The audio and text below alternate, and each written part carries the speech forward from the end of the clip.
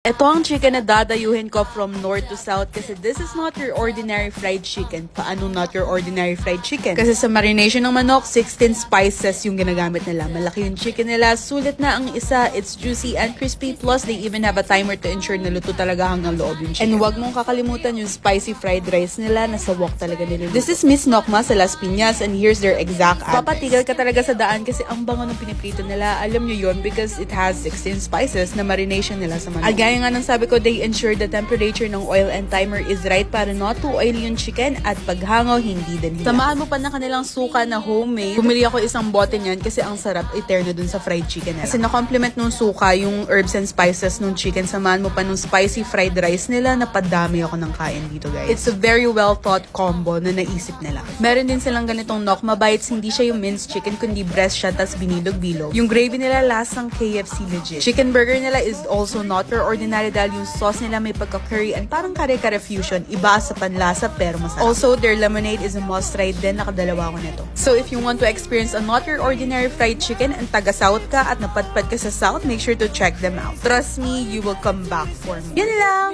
Bye!